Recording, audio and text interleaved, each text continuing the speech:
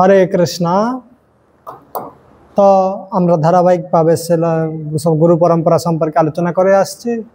আজকে আমাদের 29তম বৈষ্ণব আচার্য সপ্তম গোস্বামী স্বরূপ ছিল ভক্তিবিনোদ ঠাকুর মহাশয়ের জীবনী সম্পর্কে আলোচনা করব।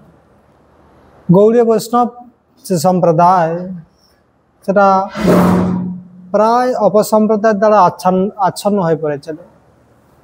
তাকে পুনঃপ্রকট করেছিলেন এই ঠাকুর ভক্তিবিনোদ। তিনি নিত্যানন্দ প্রভুর প্রিয় পার্ষদ কৃপাপ্রাপ্ত কৃষ্ণানন্দ দত্ত, যিনি 1548 খ্রিস্টাব্দে রাজা ছিলেন, তার বংশে অষ্টম পর্যায়ে রাজবল্লভ দত্ত, অর্থাৎ তার 8ম অধস্তন রাজবল্লভ দত্ত। আর এই রাজবল্লভ দত্তের পুত্র বিষয় বিরক্ত আনন্দচন্দ্র দত্ত। আর তিনি বিবাহ করেছিলেন নদিয়া জেলার বীরনগর গ্রামের প্রসিদ্ধ জমিদার ঈশ্বরচন্দ্র মুস্তফির কন্যা শ্রীমতী জগন্মোহিনী দেবীকে। এই শ্রীমতী জগন্মোহিনী দেবীর গর্ভে ছিল ভক্তিবিনোদ ঠাকুর 1760 শতাব্দে, অর্থাৎ বাংলার 1838 খ্রিস্টাব্দে 18ই ভাদ্র রবিবার শুক্লা ত্রয়োদশীতে আবির্ভূত হন। এই আনন্দচন্দ্র তার পুত্রের নাম রেখেছিলেন কেদারনাথ দত্ত।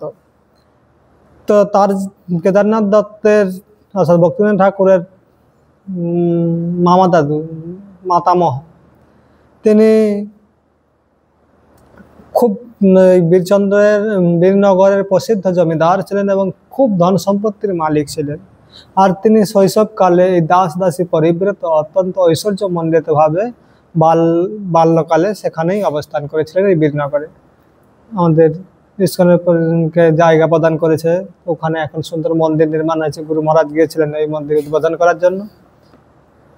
তো এই বীরনগরে ভক্তিবিনোদ ঠাকুর তার বাল্য লীলা অতিবাহিত করেন।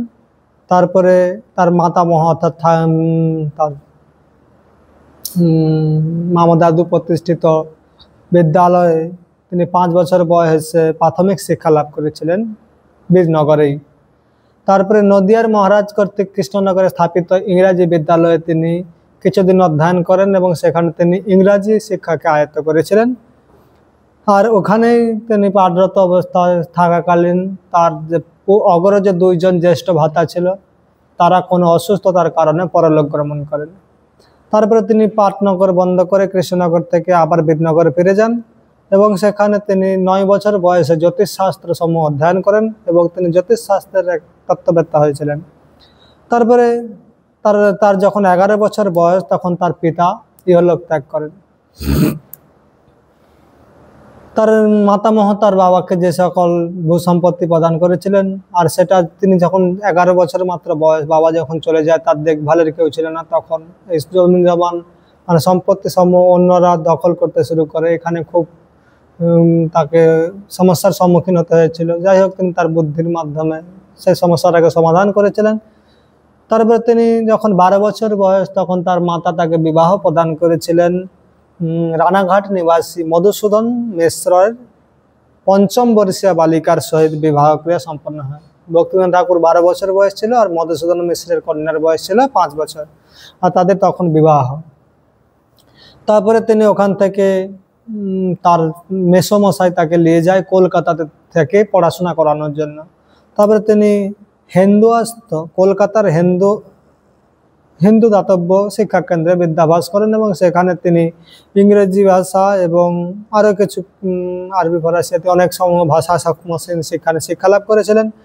তারপরে সেখানে তিনি খুব অসুস্থ হয়ে পড়েন এবং ওখান থেকে তিনি আবার বীরনগরে ফিরে আসেন। বীরনগরে তখন একজন ভবিষ্যৎ বক্তা, একজন চিকিৎসক ছিল, তার পরামর্শে তিনি সেই রোগ থেকে মুক্ত হয় এবং সে ভবিষ্যৎবাণী করেছিল, অর্থাৎ কিছু সময় পরে যে ভবিষ্যতে ভগবত তত্ত্বের বিশেষ হবে, যে বীরনগর অচিরে অর্থাৎ কিছু দিবস পরে হয়ে যাবে, আপনার মহামারীতে সকলে মারা যাবে, অর্থাৎ মহামারীর কবলগ্রস্ত হয়ে সকলে এটা শ্মশানে পরিণত হবে। এবং তিনি তাকে বলেছিলেন যে তুমি একজন ভবিষ্যতে বিশাল বড় প্রচারক, কৃষ্ণ ভক্তির প্রচারক হতে পারবে এবং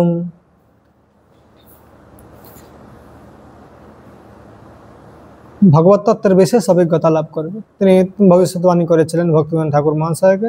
তারপরে কিছুদিন পরে সত্যিকারের সেই বীরনগর শ্মশানে পরিণত হয়। এখানে একটা খুব সুন্দর, কোনো একজন দ্বারা অভিশপ্ত হয়ে এরকম হয়েছিল, পুরো বীরনগর শ্মশানে পরিণত হয়। তখন তিনি ওখানে ওই ওই লীলাকে বর্ণনা করে বিজন গ্রাম ও সন্ন্যাসী নামে একটা কাব্যগ্রন্থ রচনা করেন। মাইকেল মধুসূদন দত্ত অনেকদিন পরে এই ভক্তিবিনোদ ঠাকুরের লেখা ছন্দের অনুসরণে মেঘনাদ বধ নামক কাব্য রচনা করেছিলেন, ভক্তিবিনোদ ঠাকুরের লেখনীকে অনুসরণ করে। তারপরে 1856 খ্রিস্টাব্দে কেদারনাথ দত্ত কলকাতা হিন্দু কলেজের প্রথম শ্রেণীতে অধ্যয়ন আরম্ভ করেন এবং তিনি ইংরাজি ও বাংলা সংবাদপত্রে নানা প্রবন্ধ রচনা লিখে পার্লামেন্টের সভ্য প্রসিদ্ধ বক্তা টনসনে তিনি বাগ্মিতা শিক্ষা করেন এবং তিনি ঈশ্বরচন্দ্র বিদ্যাসাগর মহাশয়ের একজন প্রিয় ছাত্র ছিলেন। ঈশ্বরচন্দ্র বিদ্যাসাগর তিনি ভগবানকে নিরাকার বলে বর্ণনা করেছেন। তার একটি পুস্তক, সেটা হচ্ছে বোধোদয়। তো ভক্তিবিনোদ ঠাকুর মহাশয় তখন ঈশ্বরচন্দ্র বিদ্যাসাগরকে জিজ্ঞাসা করেছিলেন, তো আপনি কি ঈশ্বরকে দেখে এরকম মন্তব্য করেছেন নাকি আপনার মন গড়া মন্তব্য করেছেন?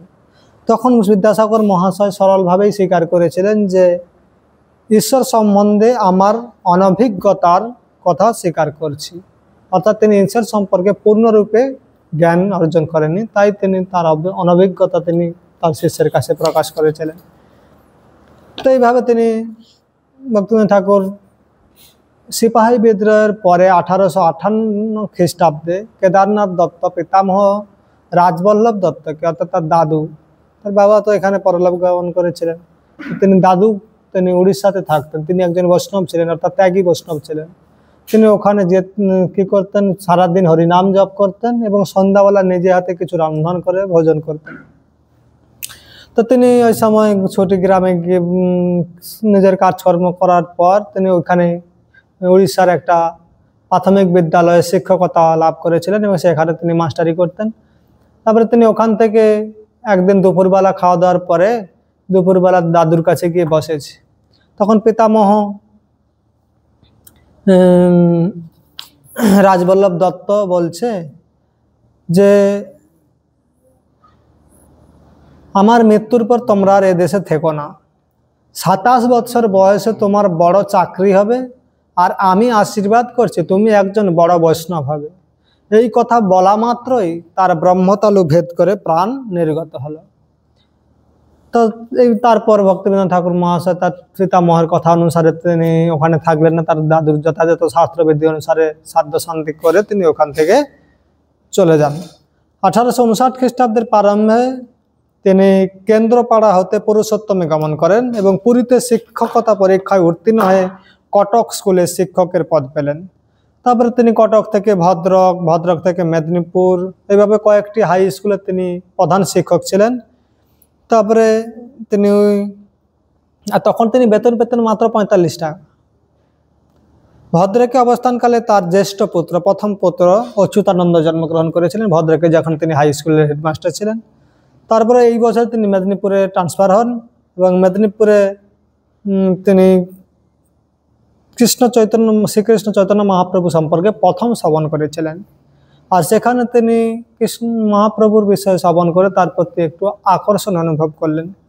আর তিনি ধীরে ধীরে, যদিও তিনি প্রথমে কৃষ্ণকে সম্মান অতটা মানতেন না, তার লীলাগুলোকে তিনি হেয় বলে মনে করতেন, কিন্তু মহাপ্রভু সম্পর্কে তার জানার অনেক আগ্রহ হলেও তিনি সেই সময় চৈতন্য চরিতামৃত আদি কোনো তেমন প্রকাশ ছিল না বলে তিনি সে সকল গ্রন্থসমূহ পেতে পারেননি, আর তাই তিনি অধ্যয়ন করারও সৌভাগ্য লাভ করতে পারেননি।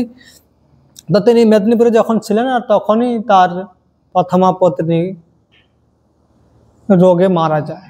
আর তখন তার প্রথম সন্তানের বয়স ছিল মাত্র 11 বছর, 10 মাস এরকম বয়স ছিল।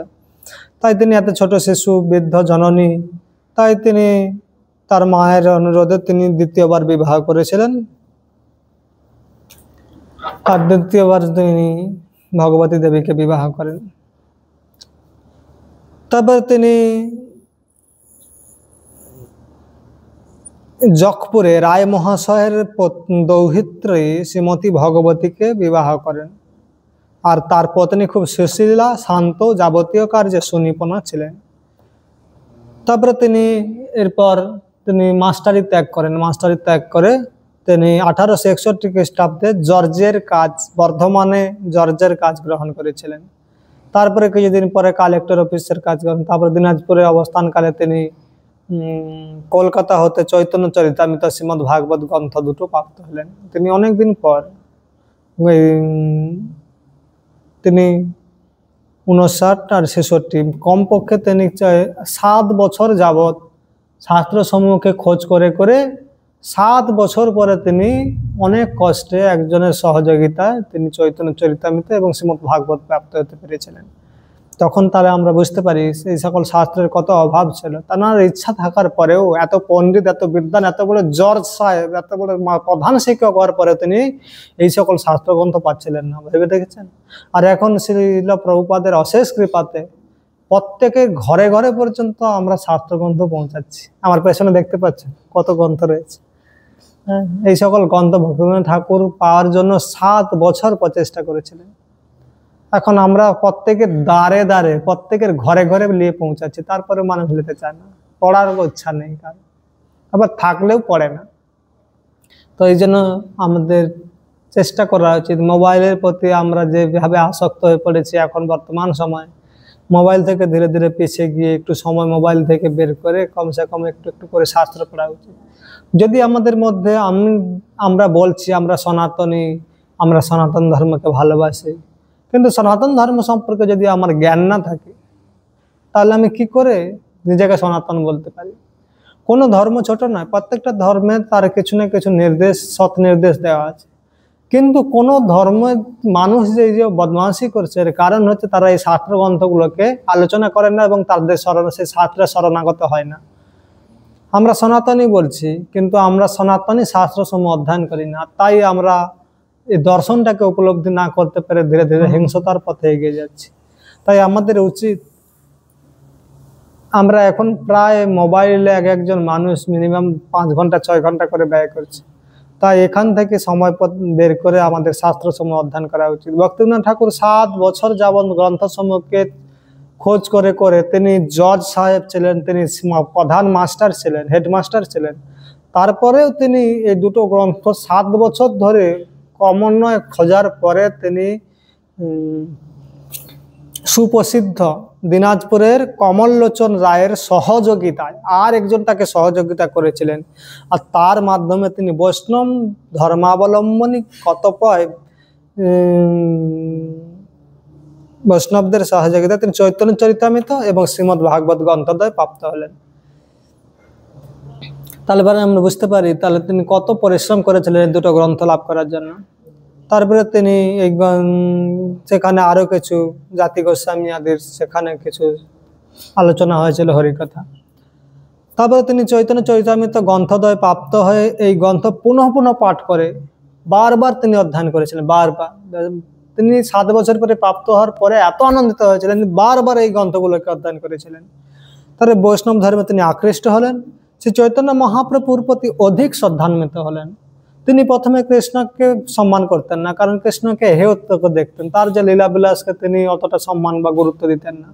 কিন্তু শ্রীমন মহাপ্রভু যে এই কৃষ্ণলীলাকে দৃঢ়তার সাথে অবলম্বন করে গ্রহণ করেছেন তা দেখে তিনি মহাপ্রভুর চৈতন্য চরিতামৃতকে বারবার অধ্যয়ন করার পরে তিনি কৃষ্ণের প্রতি এবং শ্রীমন মহাপ্রভুর প্রতি আকর্ষিত হয়েছিলেন। তো এইভাবে তিনি কৃষ্ণদেবের বিশেষ ভক্তি উৎপন্ন হলে এই সময় তিনি চৈতন্য গীতা সচ্চিদানন্দ প্রেম অলঙ্কার নাম দিয়ে প্রকাশ করেন। তিনি দিনাজপুর স্থিত হিন্দু সভায় ভাগবত স্পিচ নামক একটি ইংরাজি বক্তৃতা প্রবন্ধ পাঠ করেন। তো এইভাবে তিনি 1868 খ্রিস্টাব্দে দিনাজপুর হতে চম্পারণ এবং তথা থেকে পুরুষোত্তম ক্ষেত্রে পরিবর্তিত হয়, আর সেখানে তার দ্বিতীয় পুত্র রাধিকা প্রসাদের জন্ম হয়। তিনি সেখান থেকে দিনাজপুর থেকে বদলে পুরীতে এসে বড়দান্ডে মণ্ডলের কোটা ভাড়া করে থাকতেন। এই সময় কেদারনাথ দত্ত প্রত্যহ জগন্নাথ দেবের দর্শনে যেতেন আর মহাপ্রভুর লীলাস্থলী সমূহ দর্শন করতেন। এরপর তিনি এই সময় উড়িষ্যাতে তার সাথে একজন প্রসিদ্ধ জগন্নাথপুরীর একজন রেভেন্ডা সাহেব, উড়িষ্যার কমিশনার ছিলেন রেভেন্ডা সাহেব, তিনি কেদারনাথ মহাশয়কে স্নেহ করতেন।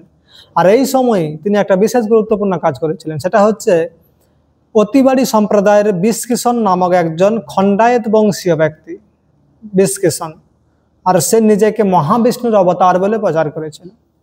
এবং সে তার সম্পর্কে একটা শ্লোক আছে, বনরে অছি বিষ্কিষণ গুপ্তরে আছি ন জানাই আমি বনে রয়েছি, আমার নাম বিষ্কিষণ, গুপ্ত রূপে আছি, আমাকে কেউ জানে না। 14 মিনরে আরম্ভিবরণ চতুর্ভুজ হই নাসিব সগণ। আমি 14ই চৈত্র পৃথিবীকে মেৎসগণের হাত থেকে উদ্ধার করার জন্য চতুর্ভুজ রূপ ধারণ করব এবং সমস্ত মেৎসদেরকে যুদ্ধের মাধ্যমে নাশ করব।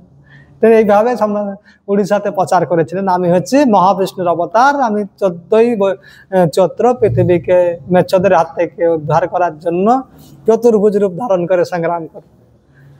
এবং তিনি তার যোগ শক্তির মাধ্যমে অনেকের রোগ ব্যাধি থেকে মুক্ত করে দিয়েছিল এবং তিনি উড়িষ্যার পল্লীগুলোতে প্রচার করেছিল তিনি পূর্ণিমা রাত্রিতে রাসলীলা করবে সমস্ত কুলরমণীদেরকে নিয়ে।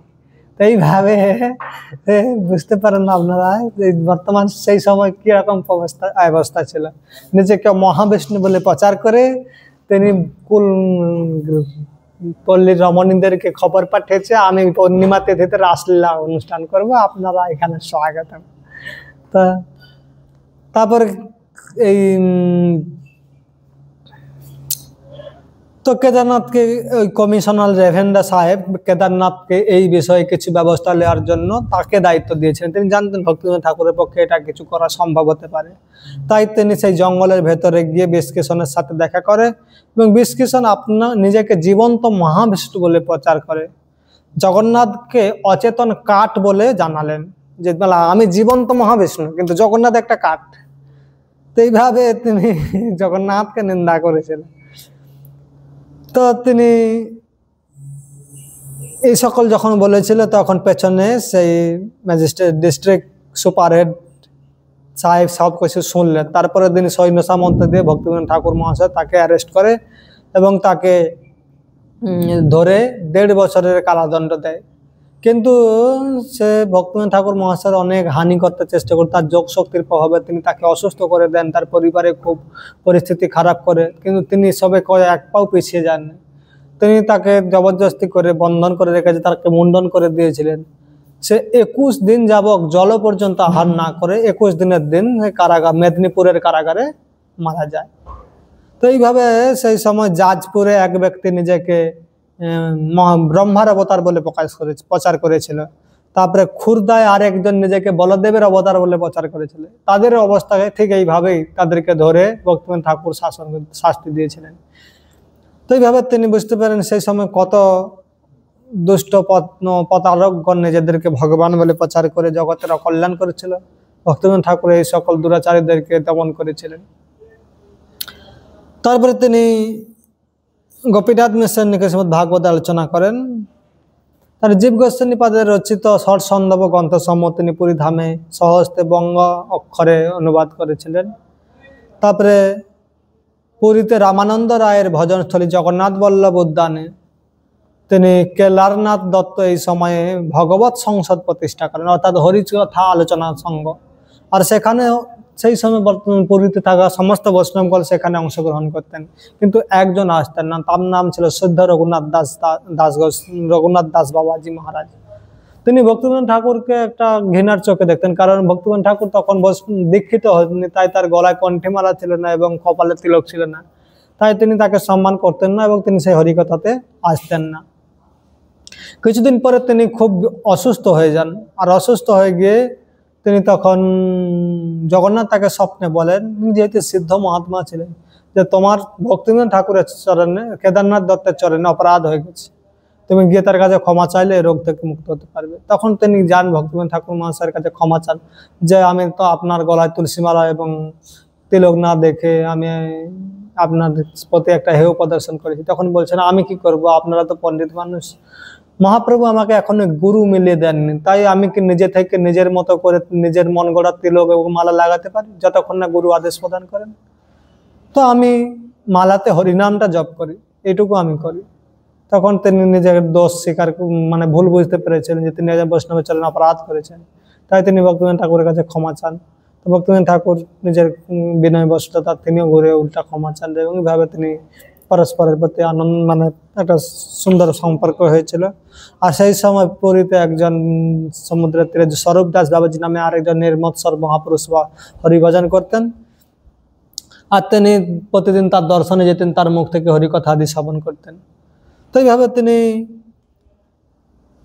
এক সময় জগন্নাথ দেব অশেষ কৃপা করে তাকে উপযুক্ত সেবকের সেবা প্রদান করেছে, অর্থাৎ তিনি সরকারিভাবে মন্দিরের অধ্যক্ষতার আসনে অধিষ্ঠিত হয়েছিলেন। 5 বছর যাবৎ তিনি সেই মন্দিরের অধ্যক্ষতা, পুরীর জগন্নাথ মন্দিরের প্রধান ছিলেন তিনি। হ্যাঁ, আর সেটা তিনি হরিসভাতে পরিবর্তিত হয়ে গেছিল। আর জগন্নাথ দেবের এই সেবা ছিলেন। তো ভক্তিমান ঠাকুর আর এই সময় ভক্ত সিদ্ধান্ত সরস্বতী গোস্বামী প্রভুপাদ অর্থাৎ বিমলা প্রসাদ 1874 খ্রিস্টাব্দে 6 ফেব্রুয়ারি 1280 বঙ্গাব্দের মাঘী কৃষ্ণা পঞ্চমী তিথিতে প্রসিদ্ধ জগন্নাথ বল্লভ উদ্যানের নিকট বড়দান্ডের পার্শ্বে নারায়ণ ছাতা মাঠের সংলগ্ন সুবৃহৎ আলয়ে কেদারনাথ দত্তের পুত্র রূপে আবির্ভূত হন। তো তারপর ভক্তিমান ঠাকুর মহাশয় ওখান থেকে এক সময় বৈধ ভক্তের জন্য করেন। তিনি নিত্য সিদ্ধ পার্ষদ হয়ে গোলকে শ্রীমন মহাপ্রভুর প্রিয়তম রঘুনাথ দাস গোস্বামীর আদর্শ গ্রহণ করে শ্রী জাহ্নবা শাখায় মাতার পাড়ায় বংশী বদনানন্দ ঠাকুরের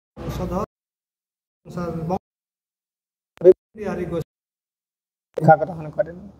গুরুদেবের গুরুর নাম ছিল বিহারী। নিজের কবি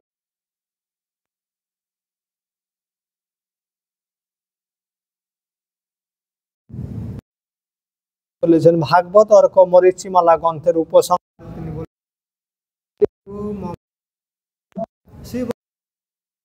বংশ বংশধর অনুজ্ঞা ভাগবত শ্লোকা নিরন্তর।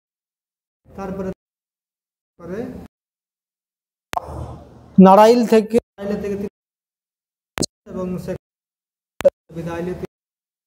এবং বৃন্দাবনে গিয়ে তিনি জগন্নাথ দাস বাবাজি মহারাজের দর্শন পান এবং জগন্নাথ দাস বাবাজি মহারাজের অনুগতি কিছু শিক্ষা আদি লাভ করেন এবং সেখানে জগন্নাথ দাস বাবাজি অনেক সাধু সঙ্গ লাভ করেন, অর্থাৎ তিনি তাকে শিক্ষাগুরু পদে গ্রহণ করেন এবং সেখান থেকে তার কাছ থেকে অনেক শিক্ষা তিনি প্রাপ্ত হয়েছিলেন। তারপরে তিনি রাধাকুণ্ড গোবর্ধন আদি দর্শন করে তিনি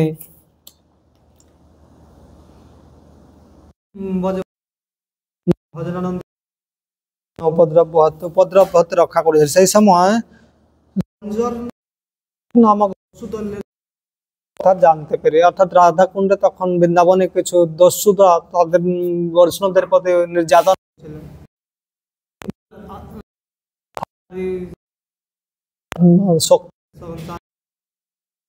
তিনি এই সকল দস্যুদের এবং এইভাবে সেই সকল উৎপীড়নের হাত থেকে তাদেরকে রক্ষা করেছিলেন এবং তার বিশেষ প্রচার, তার হরি ভগবানের ভক্তির প্রতি তার যে দৃঢ় মানে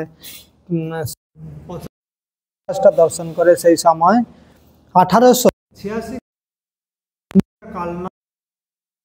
আচার্য অম্বিকা কাল্লা এবং বাগনাপাড়াতে যে সকল বৈষ্ণবরা থাকতেন আর তারা তাকে ভক্তি বেদান্ত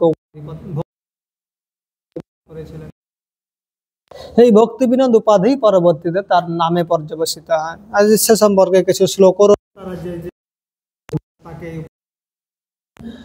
তো 1887 খ্রিস্টাব্দে ভক্তিবিনোদ ঠাকুর মনে স্থির করলেন যে শীঘ্রই রাজকার্য থেকে অবসর গ্রহণ করতে হবে। তো যাই হোক, তিনি এইভাবে তার অনেক লীলাবিলাস করেছেন, অর্থাৎ তিনি অনেক শিক্ষকতা করেছেন, আর জর্জের সেবা করেছেন,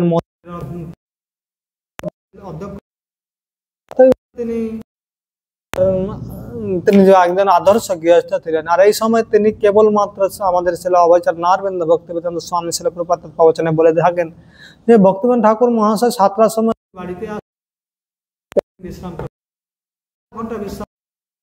সময় উঠে পড়তেন আর বাড়ি থেকে তিনি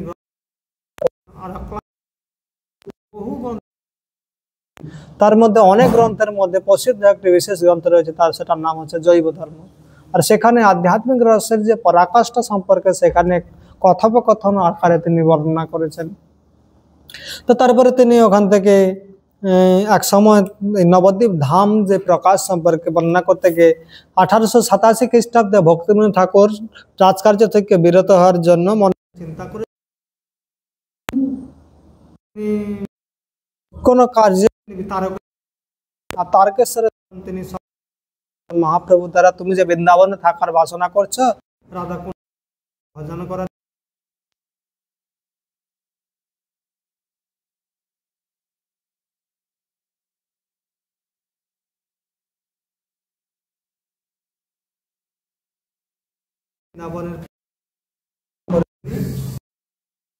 কৃষ্ণনগরে তিনি সেবা করছিলেন। কৃষ্ণনগরে ডেপুটি ম্যাজিস্ট্রেট রূপে তিনি সেবা করছিলেন। আর তখন তিনি প্রতি শনিবার কৃষ্ণনগর থেকে নবদ্বীপে আসতেন, আর সেখানে এসে তিনি নবদ্বীপের লীলাস্থলীগুলো দর্শন করতেন। আর এক সময় তিনি তার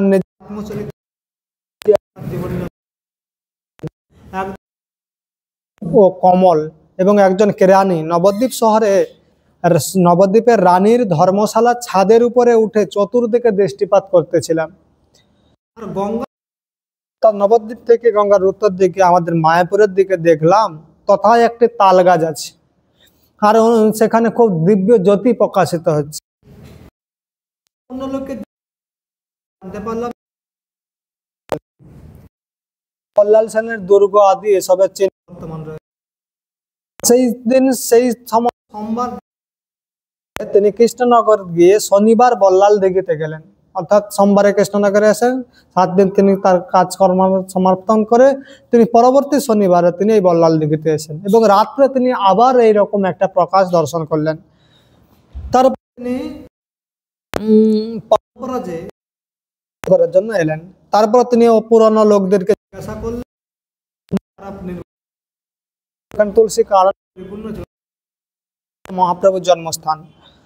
তারপরে নরহরি সরকার ঠাকুরের পরিক্রমা পদ্ধতি, ভক্তি রত্নাকর, চৈতন্য ভাগবত এই সমস্ত গ্রন্থগুলোকে আলোচনা করার পরে তিনি তাদের যেরকম বর্ণনা অনুসারে তিনি পল্লী গ্রাম ধীরে ধীরে সবকিছু দেখতে পেলেন। তারপর নবদ্বীপ ধাম মাহাত্ম্য গ্রন্থ রচনা করেছিলেন ভক্তিবিনোদ ঠাকুর। এই সকল গ্রন্থকে অনুসরণ কলকাতা এবং ইঞ্জিনিয়ার সমস্ত কথা বুঝে পড়লেন, আর সেই ঠাকুরের কথা দ্বারা বিচার করলেন এবং মন্ডলের একটা নকশা প্রস্তুত করলেন।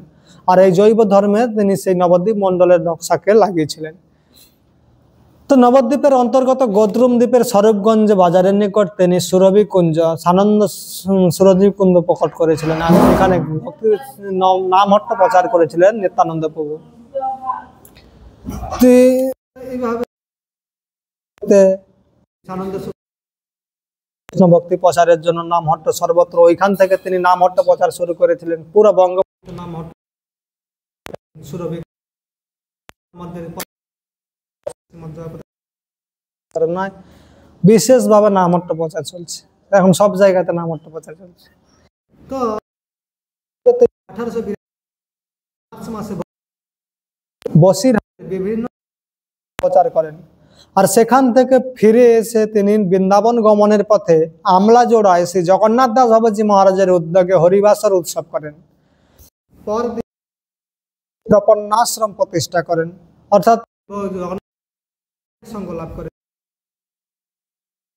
মন্ডলে গমন করে তিনি সমস্ত দ্বাদশ বন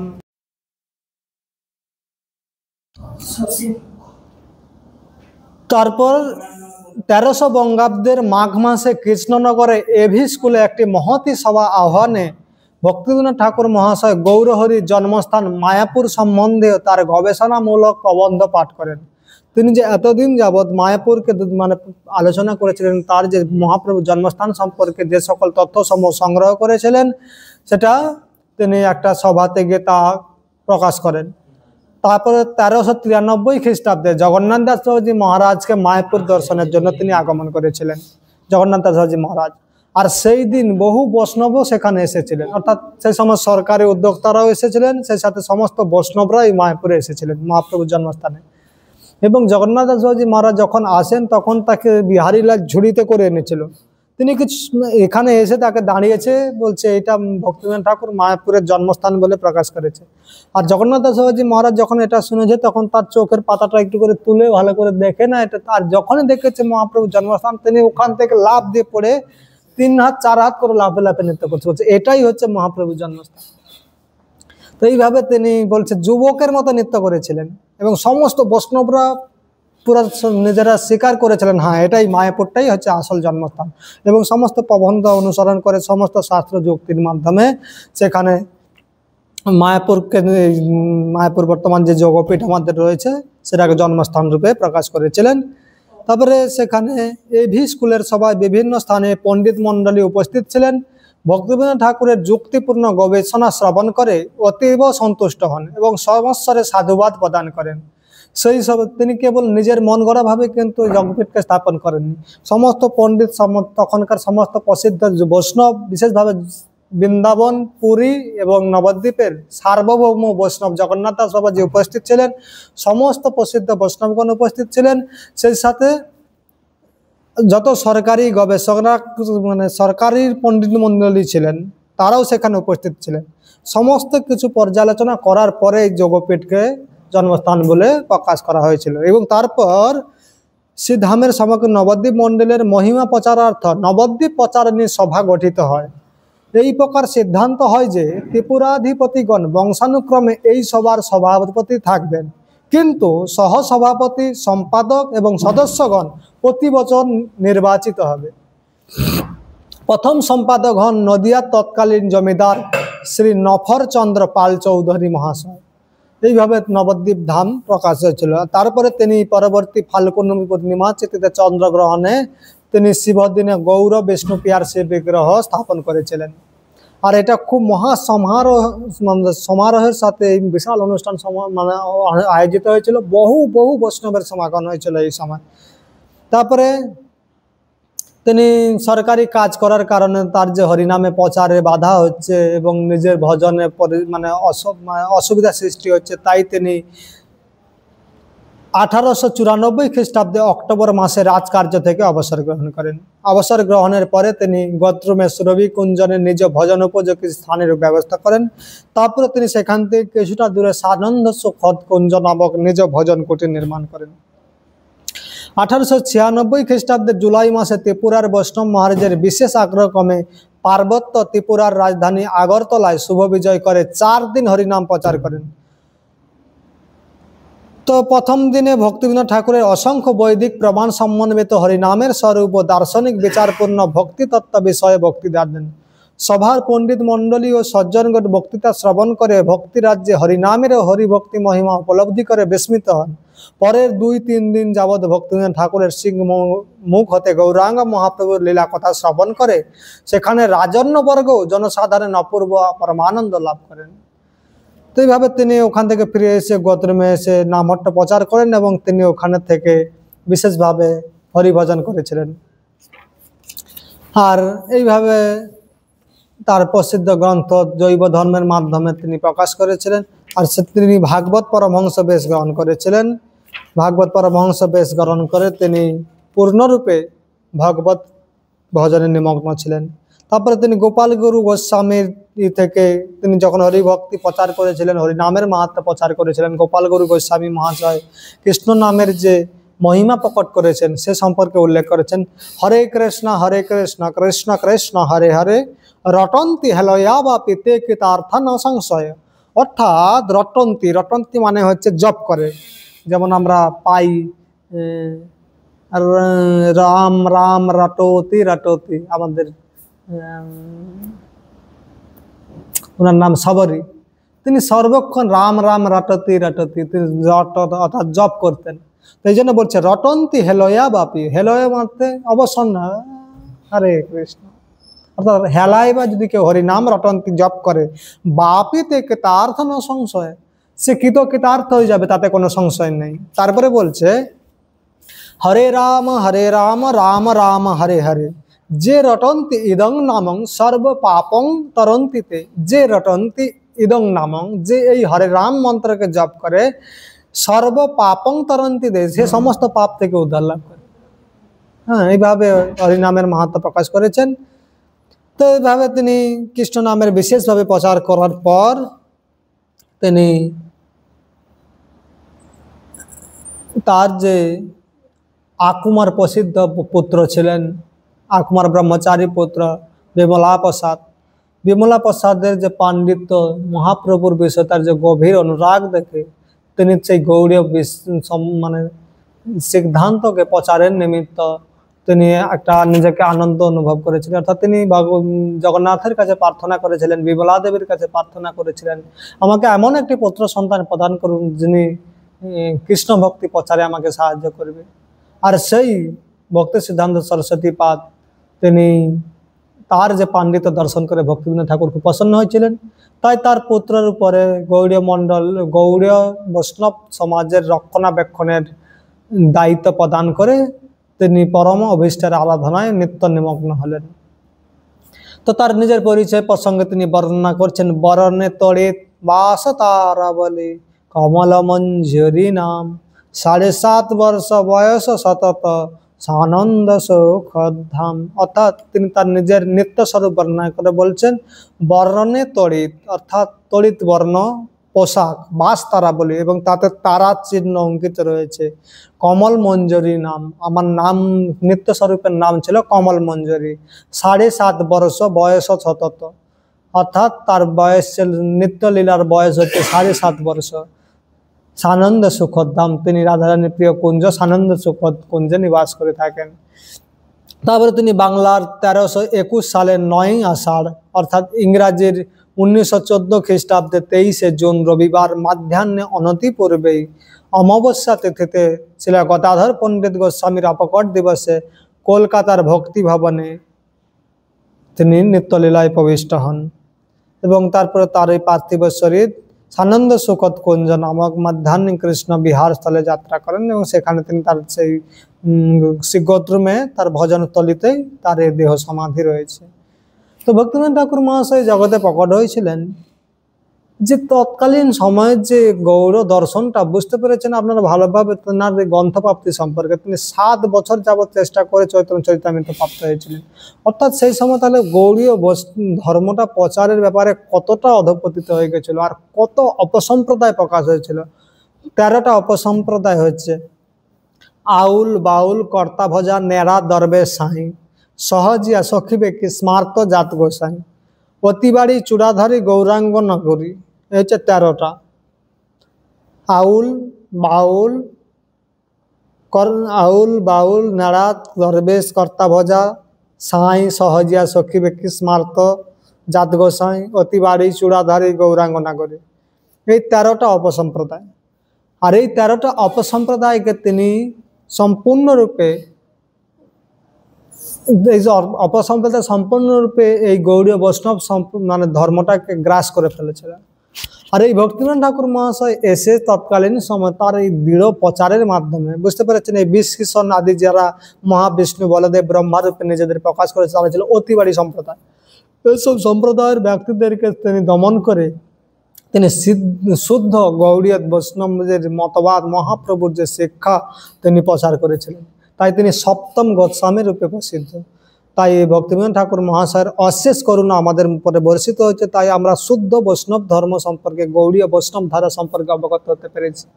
তাই তার প্রতি আমরা চিরকৃতজ্ঞ, তার কাছে প্রার্থনা করি যাতে তিনি আমাদের কাছে প্রসন্ন থাকেন এবং আশীর্বাদ করেন, আমরা যেন বৈষ্ণব ধর্মে দৃঢ়রূপে গ্রহণ করে এগিয়ে যেতে পারি এবং প্রচার করতে পারি। হরে কৃষ্ণ।